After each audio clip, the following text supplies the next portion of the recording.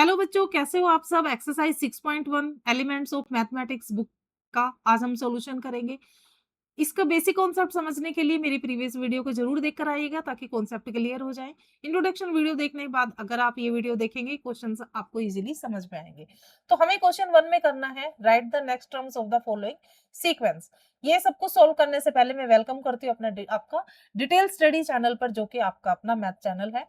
मुझे फीडबैक जरूर देते रहिएगा कैसी लगती है आपको मेरी वीडियो। अगर नहीं समझ आता है कोई कॉन्सेप्ट तो भी लिखिएगा, और अगर क्लियर हो रहे हैं कॉन्सेप्ट तो भी जरूर लिखिएगा। चलिए वेट करूंगी आपके कमेंट्स का, तब तक के लिए करते हैं अपना सॉल्यूशन। क्वेश्चन नंबर 1 में हमें क्वेश्चन नंबर में सीक्वेंस दिया है। सीक्वेंस क्या होता है मैंने आपको बता दिया था, एक क्विक रिवीजन फिर कर लेते हैं। सीक्वेंस वो होता है जिसमें अलग अलग पैटर्न जो है वो रिपीट हो रहे होते हैं, तो वो एक सीक्वेंस बन जाता है। ओके, तो इसमें हमें नेक्स्ट टर्म निकालना है। तो इसमें क्या किया गया है, देखो यहाँ पर हमें किया गया है +4, यहाँ पर हमने +4 किया, फिर यहाँ पर प्लस किया है 6, ठीक है, फिर यहाँ प्लस कर दिया है 8। तो इस तरह से देखो ये 2 नंबर जो है वो बढ़ते जा रहे हैं। पहले 4 प्लस किया, फिर 6 प्लस किया, फिर 8 प्लस किया।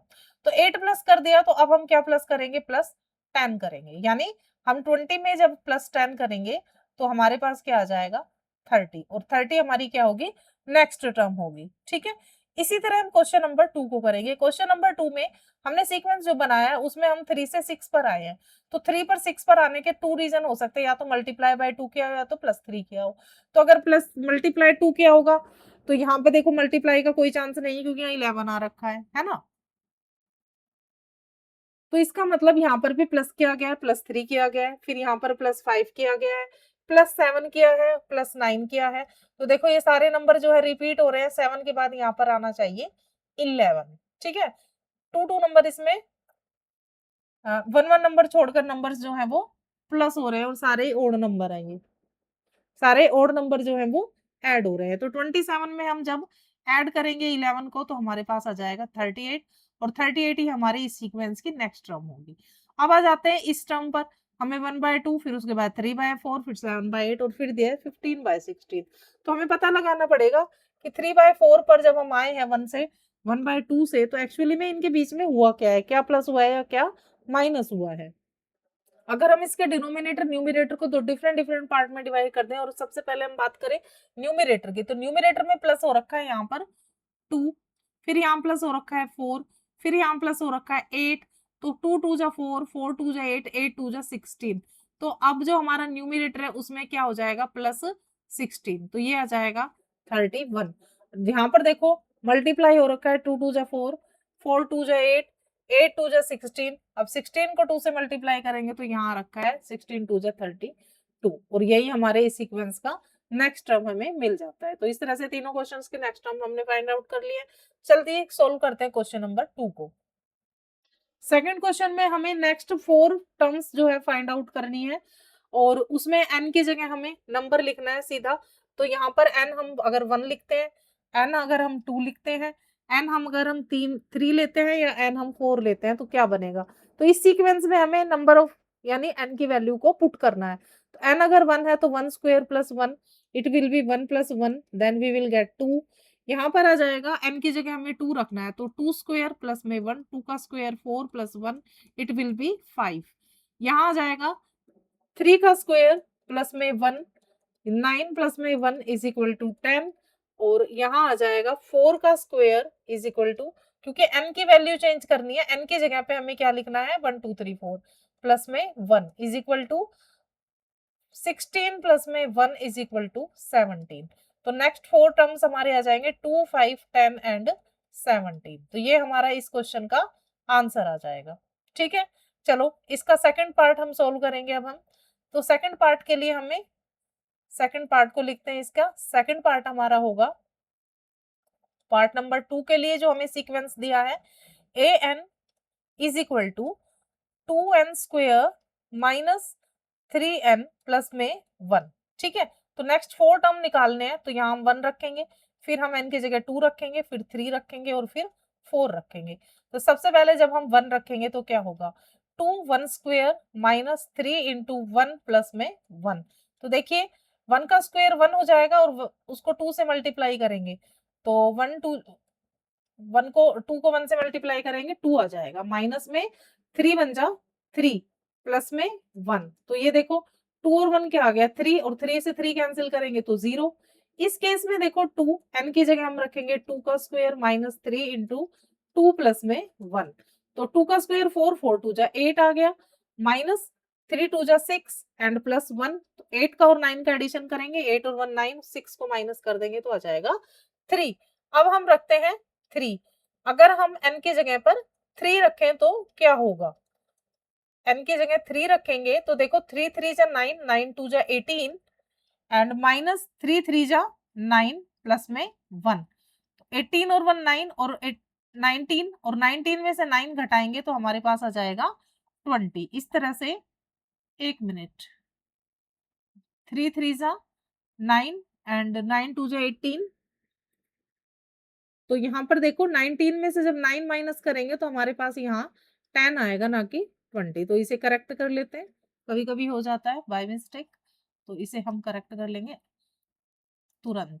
ये आ जाएगा हमारा 10। ठीक है, अब 4 रखेंगे हम n की जगह पर, तो 4 का स्क्वायर माइनस 3 इंटू 4 प्लस 1। देखो हमने जहां जहां n है सिर्फ वहीं पर 4 लिखा है, बाकी सब चीजें सेम है।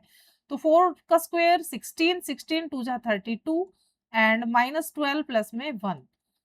इन दोनों का एडिशन करेंगे 33, 33 में से 12 को लेस कर देंगे तो हमारे पास बचेगा 21। ठीक है, तो हमारा जो नेक्स्ट टर्म हमारी आई है 4, वो आ गई है 0, 3, 10 एंड 21। इस तरह से हमने 4 जो है वो टर्म्स फाइंड आउट कर ली है। चलिए नेक्स्ट पैटर्न को सोल्व करते हैं, नेक्स्ट सीक्वेंस को लेते हैं। इस केस में देखिए अगर हम n की जगह 1 रखते हैं, 2 रखते हैं, 3 रखते हैं या 4 रखते हैं, तो देखो अगर n की जगह हम 1 रखते हैं तो 1, फिर 1 का स्क्वायर प्लस 2 और यहाँ पर आ जाएगा 3।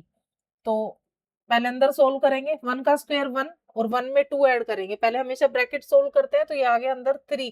3 को 1 से मल्टीप्लाई करेंगे 3 और नीचे 3 है ही हमारा, तो ये आ जाएगा 1। केयरफुली करना है, बिल्कुल समझ के करना है। अब देखो n की जगह हमने 2 पुट करना है, 2 इंटू 2 का स्क्वायर प्लस में 2 एंड नीचे आ गया 3। स्टेप बाय स्टेप करते हैं, 2 इंटू 2 का स्क्वायर 4 और 4 में 2 ऐड करेंगे तो 6 और नीचे डिनोमिनेटर में आ जाएगा 3। 6 2 जा 12, 12 बाय 3, तो ये आ जाएगा कैंसिल करके 4। A3 के लिए अब देखो क्या बनेगा, A3 को इधर करते हैं थोड़ा, तो जहां n है वहां पर हमने 3 रखना है। 3 इंटू 3 का स्क्वायर प्लस में 2 अपॉन में 3। चलिए इसके स्टेप लेते हैं, 3 और 3 3 जा 9, 9 में 2 ऐड करेंगे तो 11 और नीचे लिखेंगे डिनोमिनेटर में 3। 11 3 जा 33 और नीचे अगर 3 है तो ये कैंसिल करके आ जाएगा 11। ठीक है, 4 टर्म के लिए हम n की जगह पर 4 पुट करेंगे, बाकी सब कुछ चीजें हमें सेम रखनी है। तो 4 इंटू 4 4 जा 16 और 16 में 2 ऐड कर देंगे तो क्या आ जाएगा 18 अपॉन में है 3। 18 4 जा 72 और 72 divide by 3, it will B 3 2 जा 6 एंड 24। तो क्या सीक्वेंस हमारा बन गया, लास्ट में हमें मिला 1 4 11 एंड 24। ये फर्स्ट 4 टर्म्स जो है वो हमने फाइंड आउट कर ली। और देखिए इसका सीक्वेंस जो है अलग है, इनका डिफरेंस, इसका जो फॉर्मूला है वो सेम नहीं है। ठीक है, तो इसीलिए इनको हम सीक्वेंस बोलते हैं। चलिए लास्ट फोर्थ, इसका फोर्थ पार्ट अब हम सोल्व करेंगे। चलो फोर्थ पार्ट के सॉल्यूशन के लिए हमें n की जगह 1 2 3 4 लिखना है। तो सबसे पहले हम 1 लिखेंगे इस फॉर्मूला में, तो 3 इंटू 1 अपॉन में 1 प्लस 1 एंड 1 प्लस 2। देखो दिखने में कितना टिपिकल लग रहा था, लेकिन सोल्व करेंगे तो बिल्कुल इजी बनेगा। ऊपर आएगा हमारे पास 3, नीचे आ गया 1, 1 प्लस 1 2 सॉरी 2 मल्टीप्लाई में 2 1 जा 2 में 1 ऐड करेंगे 3, तो यहाँ आ जाएगा 3। 3 से 3 कैंसिल हो गया तो हमें मिल गया 1/2। ये तो हमें तब मिला है जब हमने एक ही जगह पे 1 रखा है। अब हम एक ही जगह पे 2 रखते हैं, पैटर्न लिखेंगे अपना, यहाँ पर देखो इसको फॉलो करेंगे। n की जगह पर हम क्या रखेंगे 2 रखेंगे, डिनोमिनेटर में जहां n है वहां 2 रखते जाओ, बाकी एवरीथिंग विल बी सेम। अब कैलकुलेट करते हैं, 3 2 जा 6, डिनोमिनेटर में देखिएगा 2 और 1 3 हो गया, मल्टीप्लाई में 2 और 2 4 हो गया। चलो कैंसिल करो इसको, 2 और 2 से इसको कैंसिल किया 2, तो फिर से हमें 1/2 मिल गया है। अब एक ही जगह हम 3 पुट करते हैं, तो 3 हमारे पास ऑलरेडी है, फिर यहाँ पर n है तो n की जगह हम 3 लिख देंगे। नेक्स्ट लेवल पे जाते हैं और 3 प्लस में 1 एंड 3 प्लस में 2 आ गया हमारे पास, 3 3 सा 9 हो गया, एंड 4 मल्टीप्लाई में 3 और 2 5, तो यहाँ हमें मिलेगा 9 बाय में 20। ठीक है, तो थर्ड पैटर्न हमारा इस टर्म का, थर्ड टर्म जो हमारी 9 बाय 20 आ गई।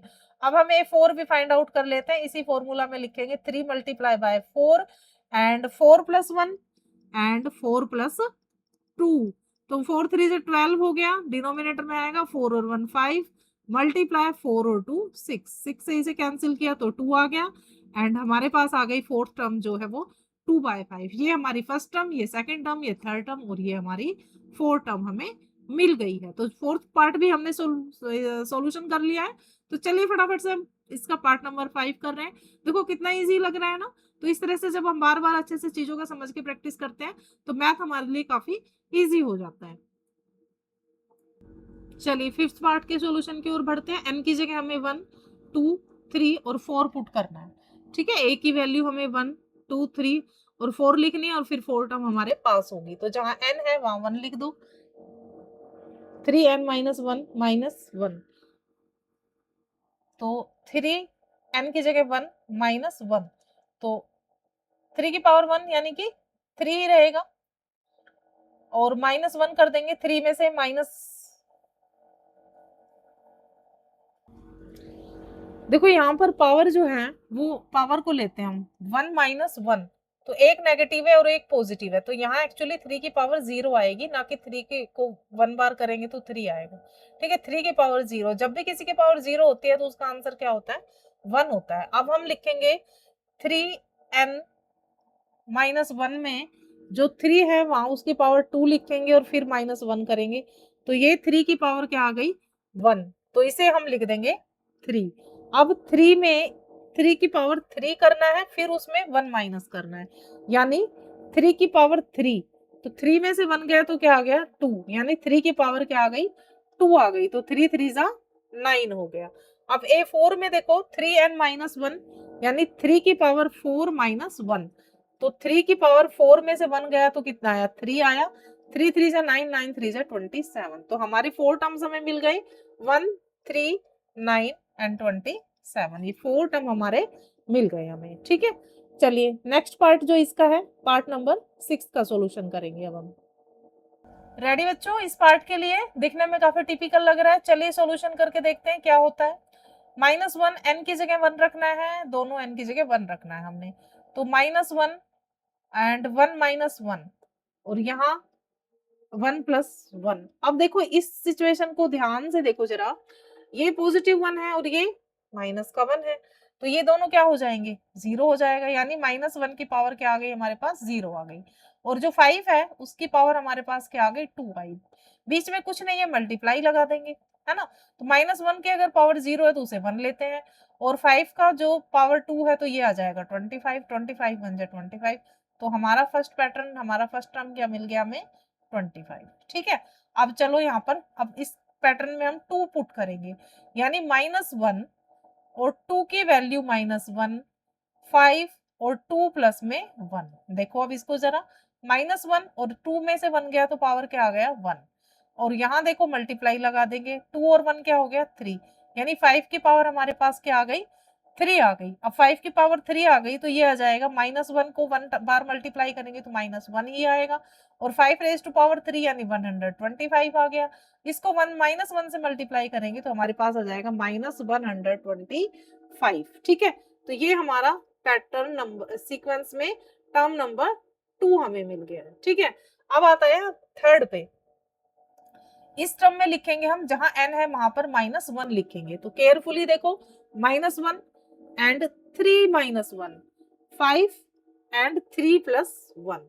ठीक है, -1, 3 में से 1 गया तो क्या बचेगा 2 बचेगा, एंड 5, और इसकी पावर 3 और 1 क्या हो गई 4 हो गई। ठीक है, -1 को जब हम स्क्वायर करते हैं -1 का तो हमेशा पॉजिटिव 1 आता है, क्योंकि 1 का स्क्वायर 1 और माइनस को माइनस से मल्टीप्लाई करेंगे तो प्लस आ जाएगा। 5 को जब हम 4 टाइम मल्टीप्लाई करेंगे तो हमारे पास आ जाएगा 625, 1 से मल्टीप्लाई करेंगे तो 625। ये हमारी 4 टर्म हमें मिल गई है, थर्ड टर्म सॉरी। अब 4 टर्म के लिए 4 अप्लाई करेंगे, -1 की पावर 4 -1 एंड 5 4 प्लस 1। तो अब देखो -1, 4 में से 1 गया तो क्या आया, 3 आया, मल्टीप्लाई में 5, 4 और 1 क्या होगा 5, तो यहाँ क्या लिखेंगे हम, 5 लिखेंगे। -1 की पावर 3 है तो हमारे पास क्या आ जाएगा, -1, क्योंकि इसकी पावर ओड में है 5। 5 को हम 5 टाइम मल्टीप्लाई करेंगे, ठीक है। 4 टाइम जब हम मल्टीप्लाई करते हैं तो 625 आता है, और इसको एक बार और 5 से मल्टीप्लाई करेंगे तो आ जाएगा 3125, लेकिन ये -1 से मल्टीप्लाई होगा, इसलिए इसका आंसर क्या आ जाएगा, -3125। तो देखिए 4 टर्म जो हमारी हमें मिली है उसमें हम लिख देंगे, हमारी 4 टर्म जो है वो होगी, फर्स्ट टर्म 25 लिख देंगे यहाँ पर, फर्स्ट टर्म 25, सेकंड टर्म हमारी होगी -125, 125, third term will be 625 and fourth term will be -3125। तो इस तरह से हमने जो 4 टर्म्स है वो फाइंड आउट कर ली है। आई होप क्लियर हो गया ये क्वेश्चन। तो फटाफट से क्वेश्चन नंबर 3 के सॉल्यूशन पे चलते हैं। क्वेश्चन नंबर 3 क्या कहता है फ्रेंड्स, तो देखो question number 3 saying to us find the indicated term. Indicated term हमें फाइंड आउट करनी है। अरे अरे, in which of the following sequence whose nth terms are. nth terms हमें दी गई है और ये जो इंडिकेट टर्म्स है ये हमें फाइंड आउट करनी है। यानी जहां भी n लिखा है वहां पर हमें क्या लिखना है, 10 लिख देना है, यानी a n यानी 10। n की जगह हमें 10 लिखना है, n की जगह 10 लिखना है, ध्यान रखो n की जगह हमें 10 लिखना है, बाकी एवरीथिंग विल बी सेम। चलो सॉल्यूशन करते हैं। 10 plus 1 will be 11 and 20, 10 to 20 plus 1 it will be 21। Upon में क्या आ गया, 6 आ गया। कैंसिल करते हैं इसको, इसे कैंसिल करेंगे जब हम 3 से, 3 7 जा, 3 2 जा, 2 से इसे करेंगे 5 जा, तो ये आ गया 11 5 जा 55, 55 मल्टीप्लाई बाय 7, तो ये आ जाएगा 385। तो फर्स्ट पार्ट का सॉल्यूशन हमने कर लिया और हमें मिल गया 385। ये हमारी ए 10th टर्म है जब हम इस सीक्वेंस में ए की जगह पर यानी एन की जगह पर जब हम 10 लिखते हैं। Clear, clear, I hope clear. चलिए सेकंड पार्ट लेंगे अब हम। चलो बच्चों, यानी ए जहां पर एन है वहां पर हमें क्या लिखना है, 18 लिखना है। तो very simple, very simple, super simple. अभी भी हम इसको बना देते हैं। चलो देखो 18 लिखो भाई, एन की जगह पे 18 लिखना है, केयरफुली लिखना है, ध्यान से लिखना है।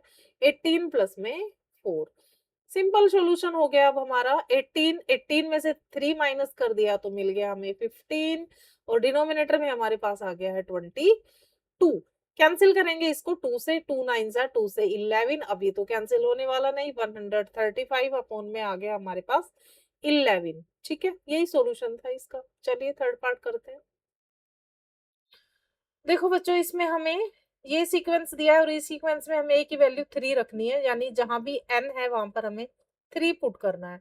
इसमें ध्यान रखना है एक फ्रेंड्स कि यहाँ पर जो +1 है वो 2 की रेंज में है, ना कि पावर के साथ है। ठीक है, तो यहाँ हो गया 2 और n की जगह हमें रखना है, सॉरी सॉरी, यहाँ है 3 और n की जगह हमने रखना है 3, तो दोनों ही हमारे 3 हो जाएंगे। चलो सॉल्यूशन करते हैं। 2 का क्यूब जो होगा वो 8 होगा, प्लस में 1 हो जाएगा एंड 3 3 जा 9, 8 और 1 9 and divide by 9, then we will get we will get, n की जगह हमने 3 रखना है, यहाँ पर गलती कर दी हमने, 3 की पावर 3 रखनी है फ्रेंड्स। तो 3 की पावर जब हम लिखेंगे 3 3 से 9, 9 3 जा 27, तो यहाँ हमारे पास क्या आएगा, 27 आएगा। और ये जब 27 होगा तो जब हम इसे कैंसिल करेंगे तो यहाँ आ जाएगा 3 और यहाँ आ जाएगा 1, तो आंसर हो जाएगा हमारा 1/3। ठीक है, तो इस तरह की मिस्टेक नहीं करनी है, ये मिस्टेक काफी खतरनाक है। ठीक है, बचिए इससे और ध्यान रखिए और क्वेश्चंस को सोल्व करिएगा। चलो नेक्स्ट पार्ट की ओर चलते। चलिए फोर्थ पार्ट। अरे बाप रे, ये कैसा सीक्वेंस है, लेकिन सोल्व तो करना है। तो जहां भी ए है वहां में लिखना है यहाँ पर 7, ये बाय मिस्टेक 1 चला गया, 7 लिखना है। तो चलो चलो ट्राई करते हैं। जहां पर n है वहां पर हमें 7 लिखना है, -1, 7 -1, 7 का क्यूब। देखो बच्चों -1 और यहाँ इसकी पावर जो आ गई वो 6 आ गई, 7 में से बन गया 6। कुछ नहीं है, मल्टीप्लाई लिख देंगे 7 और यहाँ पर लिखेंगे हम इसकी पावर 3। अब -1 को हमने मल्टीप्लाई करना है 6 टाइम, तो 6 को देखो ओड है कि इवन है, क्योंकि माइनस है ना 1 के साथ। वैसे 1 को कितनी भी बार मल्टीप्लाई करो 1 ही आएगा, तो यहाँ तो हम 1 लिख देंगे। लेकिन ये माइनस लेके बैठा है, तो फिर हमें देखना पड़ेगा कि जो इसकी पावर वो ओड में है कि इवन में है। अगर ओड में होती है तो माइनस लगा देंगे और इवन में होती है तो प्लस लगा देंगे। तो यहाँ पर ये पावर क्या है? इवन में है, तो यहाँ पर पॉजिटिव 1 आएगा, ठीक है? अब 7 का जो क्यूब है वो हो जाएगा 343 प्लस 1 से मल्टीप्लाई करेंगे तो आंसर आ जाएगा 343। तो इस पार्ट का आंसर हमारा आ गया है 343। फटाफट से नेक्स्ट पार्ट भी कर लेते हैं, पार्ट नंबर 4, या फिर हम ऐसा करते हैं पार्ट नंबर 4 और 5 को अगली वीडियो में शूट करेंगे। Till then take care, bye bye and Radhe Radhe. Feedback जरूर दीजिएगा।